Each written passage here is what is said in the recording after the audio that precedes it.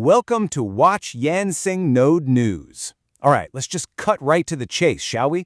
You're here because you've seen the headlines, maybe you've even played around with the tools, and you've got that little voice in the back of your head asking, is a robot, seriously going to take my job?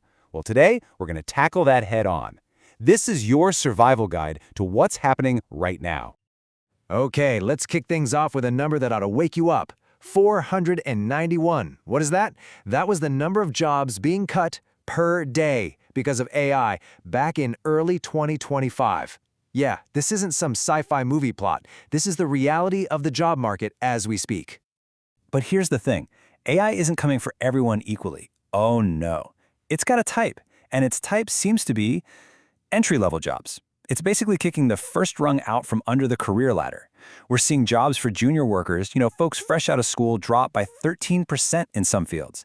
But their senior-level colleagues, their job numbers are actually growing. So AI isn't replacing everybody, it's just making it incredibly tough to even get your foot in the door. And that kind of leads us right into our first section here. We've got to rip the Band-Aid off and just look at the bad news first. Think of it like this. We have to get through the scary part of the movie before our heroes figure out how to win. And trust me, there is a way to win. But first, let's face the monster. This quote just hits the nail on the head. Forget this image of some giant robot smashing through an office building. The reality is, well, it's a lot quieter. It's more like a surgeon, precisely identifying the most repetitive, predictable, I can do this in my sleep kind of tasks, and just snipping them away. So, who's on the operating table? Well, these roles are kind of like the canaries in the coal mine. Customer service, a massive 80% risk of being automated. Data entry, we're talking 7.5 million jobs potentially on the line. These are jobs built on following scripts and predictable patterns, exactly the kind of stuff these new AI models are amazing at.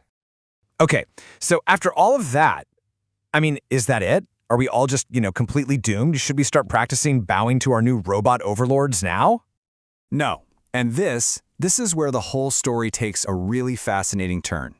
It's time for the good news, the twist in the plot. We're going to zoom out and look at the really big picture now. So let's start with another huge number. The World Economic Forum estimates that by 2030, AI and automation are going to get rid of about 92 million jobs across the globe. Just let that sink in for a second. That is a lot of change for a lot of people. But, and this is a really, really big but, in that same exact time frame, those same technologies are expected to create 170 million new jobs. This is the real story here. It's not really about destruction. It's about this massive, chaotic, and frankly, historic churn in how we work. So let's do the quick math, right? 170 million new jobs, minus 92 million old ones gone. That leaves a net gain of 78 million jobs. See? AI isn't a job killer. It's more like the world's most aggressive and ambitious corporate reshuffle ever. The real question isn't if there will be jobs. It's what on earth are these new jobs going to be? And that's exactly where we're going next. Time to forget everything you thought a normal career path looked like. We're getting away from the abstract numbers and looking at the actual, sometimes kind of weird, job titles of the future. Just look at this. It's like a before and after photo for the entire job market. On the left, you've got jobs all about processing information. On the right, you've got jobs about guiding, managing, and even questioning intelligence itself. We're shifting from a workforce that just inputs stuff to one that interacts with incredibly smart systems. And come on, AI ethics specialist just sounds way cooler on a business card. And it's not just about sounding cool. It's about being valuable. The growth rates here are just insane. We're talking over 130%. The salaries? Yeah, they're not too shabby either. This isn't some tiny niche little corner of the economy. This is the new frontier. The opportunity here is absolutely real. So this brings us to what might be the most important question of all. What does it take to get one of these jobs? What's the new currency in this economy? Well, it all comes down to what a machine, no matter how smart, just can't do. The answer is something called durable skills. Think of them as the total opposite of a skill like knowing one specific piece of software that's going to be outdated in a year. Durable skills are baked into our DNA. Things like creativity, critical thinking, empathy, leadership. These things don't go out of style. In fact, the smarter AI gets, the more valuable our human skills become. They're our edge. And look at how this breaks down.